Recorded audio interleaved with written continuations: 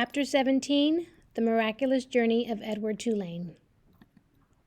Bryce slung Edward over his shoulder. He started to walk.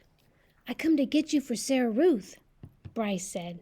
"You don't know Sarah Ruth. She's my sister. She's sick. She had her baby doll made out of china. She loved that baby doll, but he broke it. He broke it. He was drunk and stepped on that baby's head and smashed it into 100 million pieces. Them pieces were so small, I couldn't make them go back together. I couldn't. I tried and tried." At this point in his story, Bryce stopped walking and shook his head and wiped at his nose with the back of his hand. "Sarah Ruth ain't had nothing to play with since. He won't buy her nothing. He says she don't need nothing. He says she don't need nothing because she ain't gonna live, but he don't know." Bryce started to walk again. "He don't know," he said. Who he was not clear to Edward. What was clear was that he was being taken to a child to make up for the loss of a doll. A doll. How Edward loathed dolls, and to be thought of as a likely replacement for a doll offended him. But still it was, he had to admit, a highly preferable alternative to hanging by his ears from a post. The house in which Bryce and Sarah Ruth lived was so small and crooked that Edward did not believe, at first, that it was a house. He mistook it instead for a chicken coop. Inside there were 2 beds and a kerosene lamp and not much else. Bryce laid Edward at the foot of one of the beds and then lit the lamp. "Sarah," Bryce whispered. "Sarah Ruth, you got to wake up now, honey. I brung you something." He took the harmonica out of his pocket and played the beginning of a simple melody. The little girl sat up in her bed and immediately started to cough. Bryce put his hand on her back. "That's all right," he told her. "That's okay." She was young, maybe 4 years old, and she had white blonde hair, and even in the poor light of the lamp, Edward could see that her eyes were the same gold-flecked brown as Bryce's. "That's right," said Bryce. "You go on ahead and cough." Sarah Ruth obliged him. She coughed and coughed and coughed. On the wall of the cabin, the kerosene light cast her trembling shadow, hunched over and small. The coughing was the saddest sound that Edward had ever heard, sadder even than the mournful call of the whippoorwill. Finally, Sarah Ruth stopped.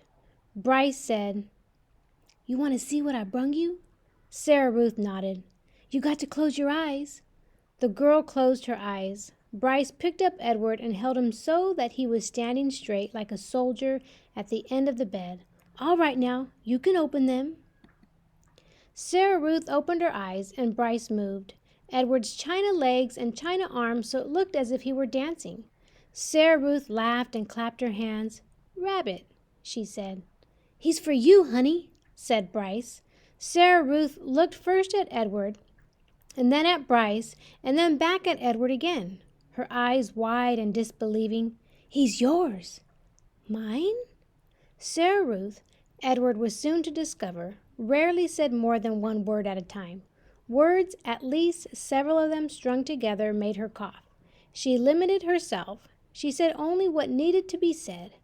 "Yours," said Bryce. "I got 'em special for you." This knowledge provoked another fit of coughing in Sarah Ruth, and she hunched over again.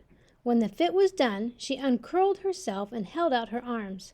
"That's right," said Bryce. He handed Edward to her. "Baby," said Sarah Ruth. She rocked Edward back and forth and stared down at him and smiled. Never in his life had Edward been cradled like a baby. Abilene had not done it, nor had Nellie, and most certainly Bull had not.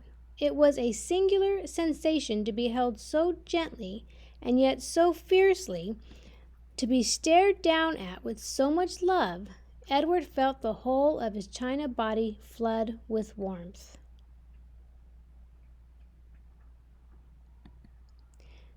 "You going to give him a name, honey?"